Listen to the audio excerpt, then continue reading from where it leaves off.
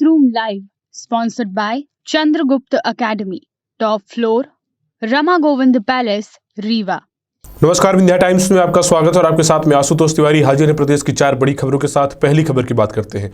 उपचुनाव हुए मध्य प्रदेश में और इन उपचुनावों में बीजेपी ने ज़्यादा सीटों में अपनी जीत दर्ज की। 3 सीटों में बीजेपी का कब्जा हुआ और इसके बाद जो है बीजेपी आज कांग्रेस ने अपनी 2 सीटें गंवाई। हालांकि रैगांव में कांग्रेस की जीत हुई, 31 साल बाद ये जीत हुई, लेकिन इसके बाद भी कांग्रेस इस हार पर समीक्षा कर रही है और मंथन चल रहा है। इस मंथन पर बीजेपी के कद्दावर नेता और गृह मंत्री नरोत्तम मिश्रा ने तंज कसा है और उन्होंने सीधा तंज कसते हुए यह कहा है कि मंथन के बाद सिर्फ एक ही शब्द निकलेगा और वह शब्द होगा जय जय कमलनाथ। तो राजनीति अपने उफान पर है। राजनीति लगातार आरोप प्रत्यारोप का दौर चल रहा है, कटाक्ष किए जा रहे हैं और तंज कसे जा रहे हैं। पूर्व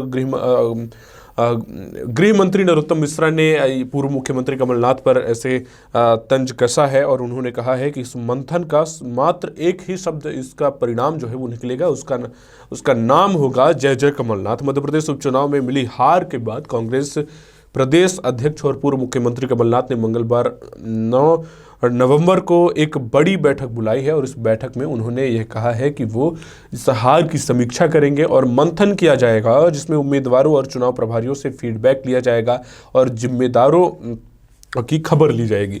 इस बैठक को लेकर मध्य प्रदेश के गृह मंत्री नरोत्तम मिश्रा ने तंज कसा है और नरोत्तम मिश्रा ने यह कहा है कि इस मंथन के बाद मात्र एक ही शब्द निकलेगा, वह है जय जय कमलनाथ। आज सोमवार को मीडिया से चर्चा करते हुए गृह मंत्री नरोत्तम मिश्रा ने यह कहा है और उन्होंने बाकायदा ट्वीट भी किया है और ट्वीट कर उन्होंने क्या लिखा है अभी आपको बताते हैं। ट्वीट कर उन्होंने लिखा है कि लोकसभा और विधानसभा उपचुनाव में मिली हार पर मंथन करने जा रहे कमलनाथ जी को अंतर्मुखी होकर पहले खुद की समीक्षा करनी चाहिए, ऐसा उन्होंने कटाक्ष किया है।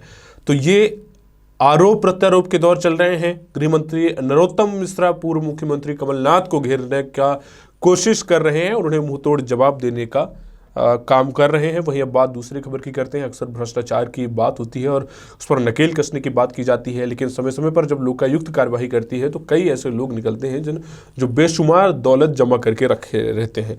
इंदौर में लोकायुक्त की बड़ी कार्रवाई हुई है और यह कार्रवाई जो हुई है उसमें सहकारी उपभोक्ता भंडार की दुकान नियमित चलाने की मांग को लेकर रिश्वत का मामला इस पे सामने आया है, जिसमें बगीचे में 15,000 रुपये लेते हुए एक जो है वो पकड़ा गया है अधिकारी। इसमें खाद्य विभाग के कनिष्ठ आपूर्ति अधिकारी को रिश्वत लेते हुए लोकायुक्त पुलिस ने पकड़ा है। ये जो पूरा मामला है, सोमवार सुबह जब अधिकारी वहां पर गए हुए थे, इसके बाद एक बगीचे में बुलाया था और वो यहाँ 15,000 की रिश्वत ले रहा था, जिसे लोकायुक्त ने रंगे हाथ पकड़ लिया है। कनिष्ठ आपूर्ति अधिकारी एवं सहकारी उपभोक्ता भंडार से हर माह 15,000 रुपये की रिश्वत लिए जाने की मांग कर रहा था। साथ ही धमकी दे रहा था कि अगर उसे हर माह 15,000 रुपये नहीं दिए गए तो अनियमितता बताकर उपभोक्ता भंडार को लाइसेंस जो है उसका वो निरस्त कर दिया जाएगा। ये बड़ी कार्रवाई हुई है और जैसे ही लोकायुक्त के अफसर ने उसे पकड़ा तो वह गिड़गिड़ाने लगा और माफ़ी मांगने लगा। लोकायुक्त पुलिस के मुताबिक अमित पुत्र स्वर्गीय राजकुमार कलसी निवासी आनंद नगर AB रोड राजेंद्र नगर की शिकायत पर धर्मेंद्र शर्मा कनिष्ठ आपूर्ति अधिकारी खाद्य विभाग कार्यालय कलेक्ट्रेट को उसके निवास आवास लग्जरी रेसिडेंसी के बाहर बगीचे से 15,000 रुपये रिश्वत लेते हुए पकड़ा गया है लोकायुक्त के द्वारा।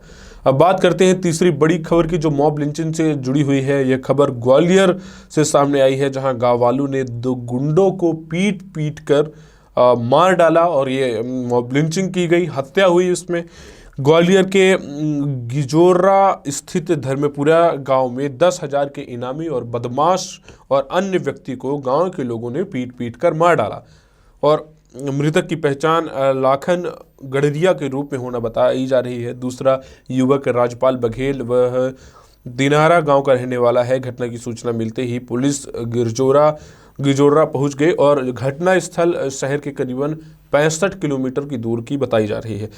धर्मपुर गांव है, वहां पर इस मामले में ग्वालियर SP अमित सांघी का कहना है कि गांव में इनामी बदमाश का शव पड़ा मिला है। अक्सर ऐसे लोग जो है हर जगह रहते हैं, चाहे आप प्रदेश के किसी भी इलाके की बात करेंगे तो ऐसे गुंडे मवाली टाइप के लोग रहते हैं और इन जो इस तरह के इस किस्म के इंसान रहते हैं उनको अक्सर कई बार ऐसी ही सजा दी जाती है। तो ये मॉब लिंचिंग जो हुई है, तो इससे ये समझा जा सकता है कि प्रदेश में कानून व्यवस्था जो है वो हाशिए पर है और कानून का खौफ ना ही अपराधियों का है, वो रंगदारी कर रहे हैं। और उसके जवाब में अगर ये मॉब लिंचिंग टाइप की घटना होती है तो ये भी कानून व्यवस्था की पोल को खोलता है कि आखिर किस तरह से कानून व्यवस्था का जो डर है वह अपराधियों के जहन में है या नहीं है। सीहोर में बस स्टैंड के पास एक मकान में ये एक और जो खबर सामने आई है, इसमें ये कहा जा रहा है कि एक मकान में सेक्स रैकेट पकड़ा गया है। पुलिस ने 10 लोगों को गिरफ्तार किया है।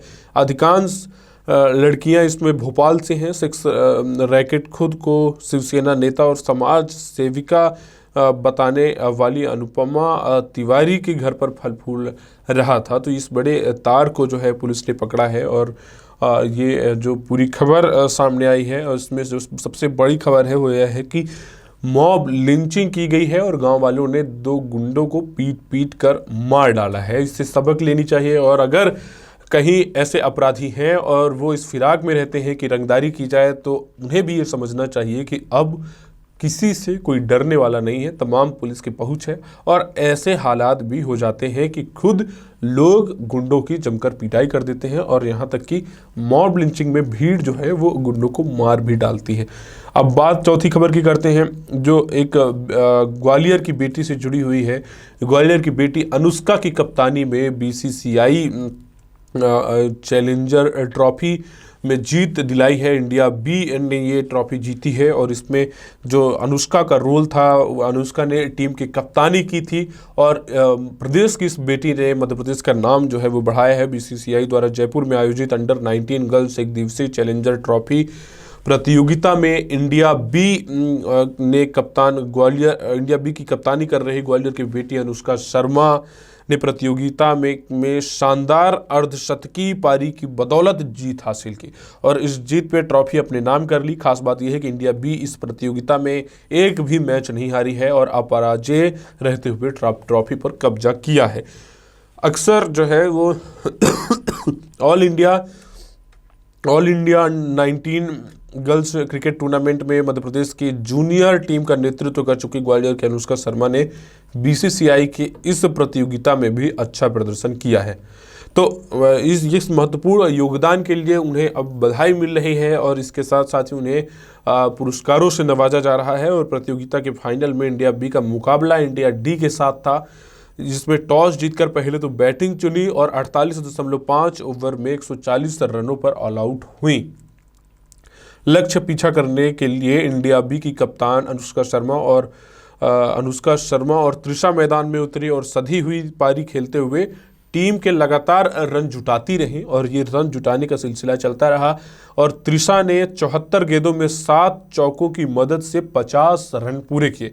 दूसरे छोर पर अनुष्का शर्मा ने भी लगातार स्कोर करती रही और 125 गेंदों में 4 चौके और 1 छक्के की मदद से 50 रन पूरे किए। तो अक्सर पुरुष वर्ग को या कि लड़कों को आपने क्रिकेट खेलते हुए देखा होगा, और अक्सर आपने ये देखा होगा कि उन्हीं की रुचि ज़्यादा इन खेलों पर होती है। लेकिन ये जो अनुष्का शर्मा की प्रतिभा देखकर सभी दंग रह गए थे। ऐसा कहा जा रहा है कि सबसे पहले उनके भाई ने इस प्रतिभा की तारीफ की थी। वो अक्सर अपने घर के छत पर क्रिकेट खेला करते थे, और वहीं से उनकी प्रतिभा का उन्हें अंदाज़ा लगा था, और इसके बाद वो अब इतनी बड़ी पारी खेल रही हैं और जीत दर्ज करा रही हैं, और ग्वालियर शहर के साथ साथ मध्य प्रदेश का भी नाम रोशन कर रही।